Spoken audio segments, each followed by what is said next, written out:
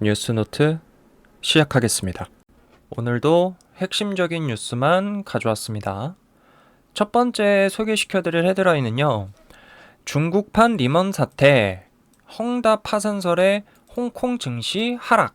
헝다 파산설이라고 하는 거는 중국에 대기업이 있어요. 여기 보면은 중국의 부동산 재벌 헝다 그룹이 뭐 파산 임박했다. 여기 뭐 초대형 기업 파산 위험에 뭐 주목하고 있다. 이렇게 되어 있는데 이 뉴스 자체가 좀 시사하는 바가 좀 많이 큰 것 같아요. 예를 들어 보면은 우리나라로 치면은 삼성까지는 아니겠지만 롯데, 뭐 신세계, 뭐 이게 비슷한 비교가 맞는지는 모르겠지만 어쨌든 그만큼 가치가 큰 그런 기업들이 갑자기 무너진다는 거죠. 파산이 된다는 건데 그것도 부채가 심해서 부채라고 하면은 이제 빚인데 빚이 너무 많아서 파산을 하는 건데 일단은 내용을 좀 보면은 여기 보면은 뭐 지금 뭐 정부의 계획 부도 수준에 머물러 있기 때문에 뭐 시간을 두고 서서히 정리되어 갈 것이다. 그래서 전망은 좀 엇갈린다. 그래서 뭐 단기 충격은 불가피하지만 금융 시스템 전체가 흔들릴 가능성은 낮다. 라는 의견이 나왔는데 이거 같은 경우에는 보면은 시간을 두고 서서히 정리되어 갈 것이라고 나오는 거 보면은 뭐 파산이 된다, 안 된다가 아니라 파산이 되기는 되는데 어떻게 파산이 될 것이냐에 대한 뉴스가 나올 정도면은 파산은 뭐 거의 확정이지 않을까, 뭐 어마어마하게 큰 변수가 있지 않은 이상 파산은 거의 확정이지 않을까 싶기는 하고 일단은 아무래도 초대형 기업이기 때문에 여기도 계속 내용은 나와 있는데 초대형 기업이기 때문에 보면은 부실 채권 위험이 뭐 한 번에 터져서 금융 시스템 심각한 뭐 요인이 될 수 있다. 아까 거랑 정반대되는 의견이에요. 이거는 뭐 여러 가지 의견이 있을 수 있겠죠.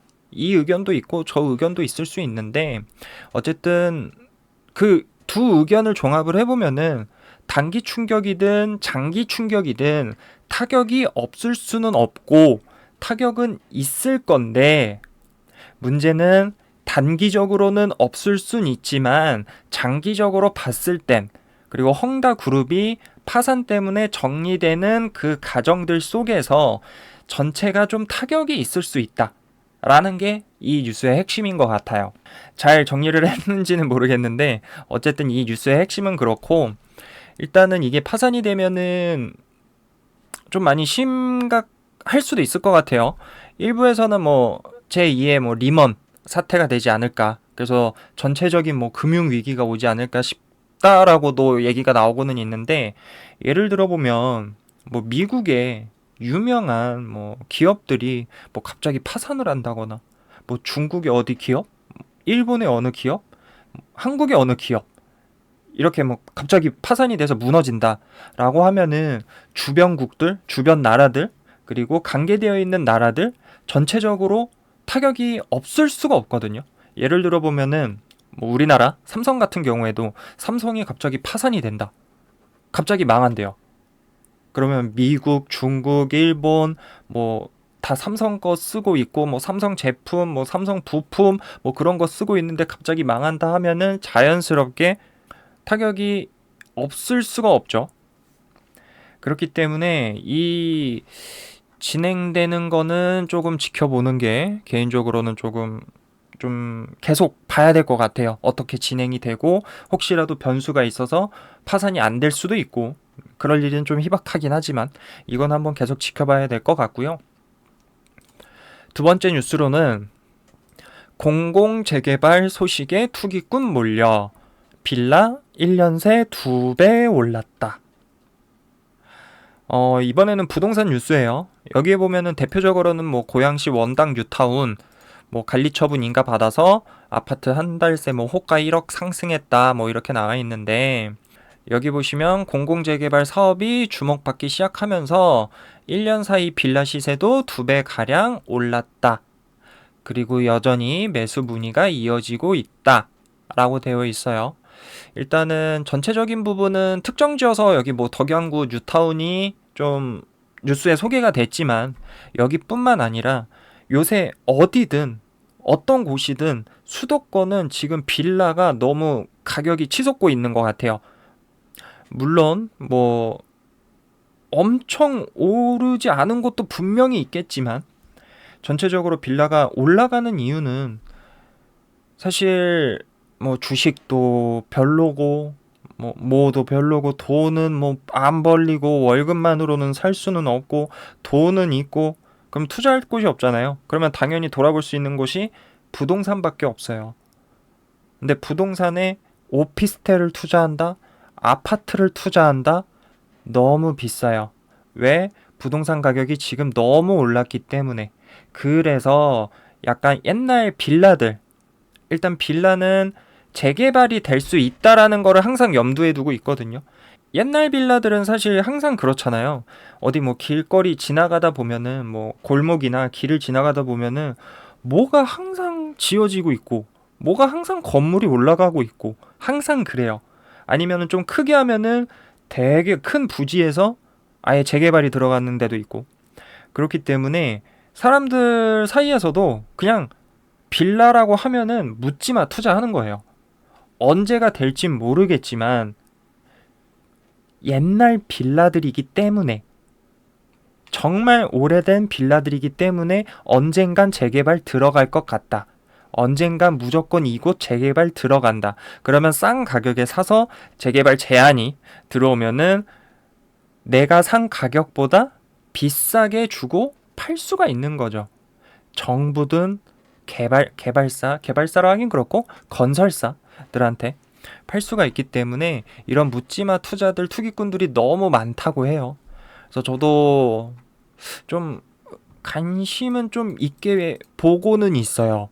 좀 제 근처에도 주변에도 이런 옛날 빌라들이 있기 때문에 돈이 없어서 그렇지 돈을 조금 모아서 한번 해볼까라고 생각도 들기 때문에 이런 뉴스들은 되게 투자하시는 분들이나 뭐 투자에 관심이 있으신 분들이나 조금 관심 갖게 지켜볼 만한 뉴스였던 것 같고요. 그리고 세 번째 뉴스, NFT 소비, 메타버스 수년 내 일상이 될 것. 메타버스 알고 계시죠? 요새 주식 시장에서 좀 굉장히 인기 있는 단어인 것 같아요. 메타버스가 좀 많이 인기가 있는 것 같고, 최근에 여러 가지 메타버스 기업들도 상장을 했고, 그래서 뭐 계속 상한가 치고 상한가 치고 가만히 있다가 또 상한가 치고 그런 경우가 좀 많았는데, 이번에는 메타버스와 관련된 이야기예요. 일단은 오늘 16일 세계 지식 포럼을 열었다고 해요. 거기서 이제 메타버스에 대한 이야기가 나왔는데 여기 보면 뭐 대체 불가능 토큰은 뭐 제대로 된 가치 인정받을 수 있을까? 뭐 여러 가지 주제로 토론하고 뭐 설명하고 소개하고 약간 그런 부분이 있었어요. 그래서 여기 자세히 보시면은 패널들이 뭐 이구동성으로 뭐 NFT 중심의 경제 활동이 더욱 가속화될 것이다.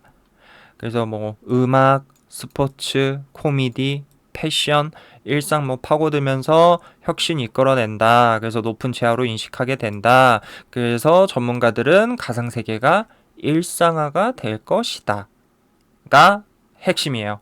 가상세계가 뭐 아이들 장난감 수준으로 여겨졌다. 근데 이제 우리의 인생으로 받아들여질 것이다.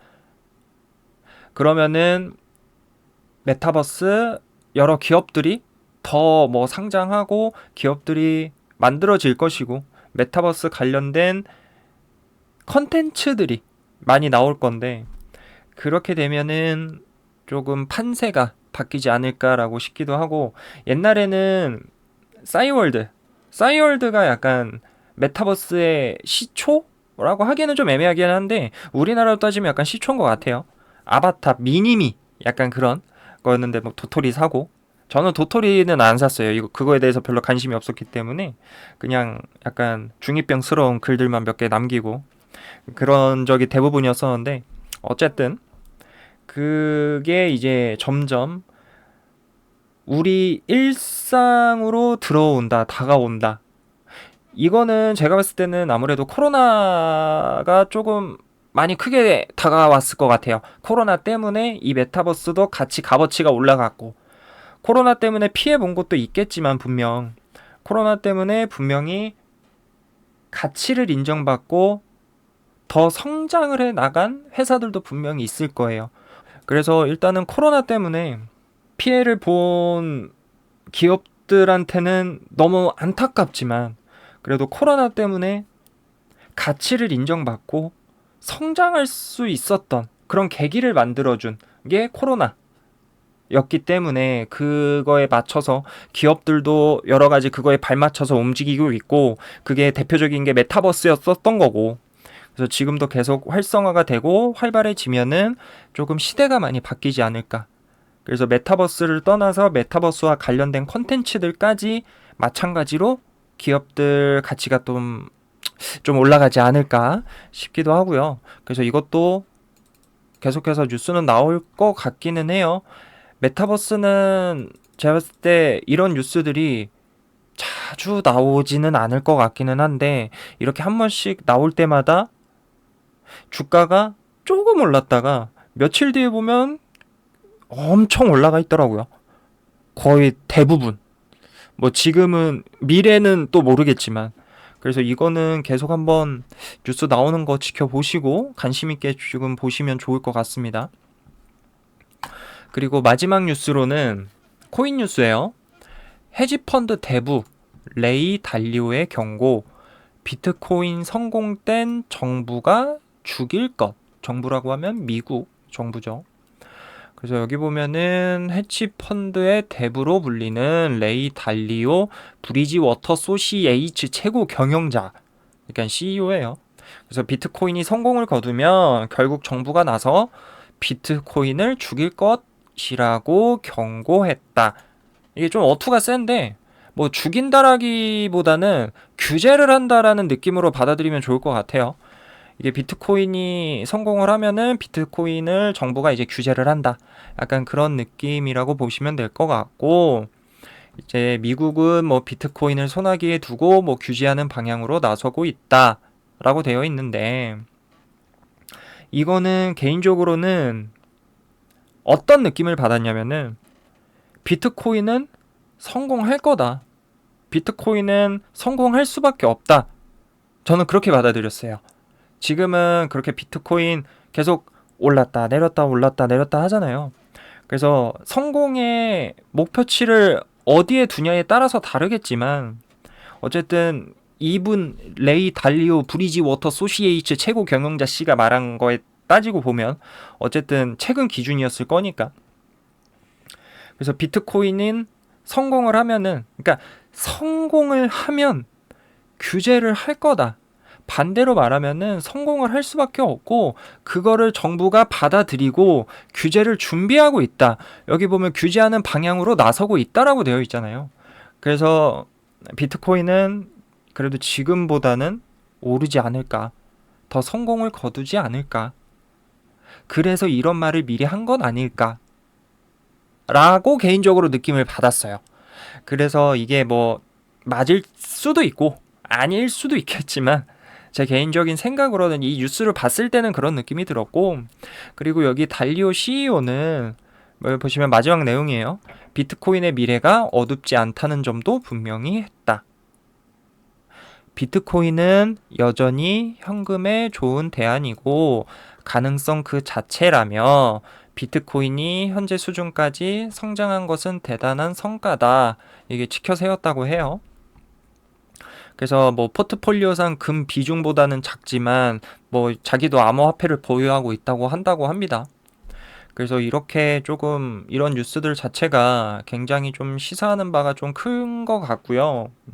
비트코인은 어쨌든 미국 정부나 여기 브리지워터 소시에이츠 최고 경영자 씨가 말하기를 들어보면은 비트코인은 성공을 거둘 거다라고 추측을 하고 이미 확정을 하고 그 다음 단계를 준비하는 게 아닐까 싶기는 해요. 그래서 지금 당장은 뭐 비트코인 시장이 뭐 파도가 치진 않을 것 같기는 하지만 점차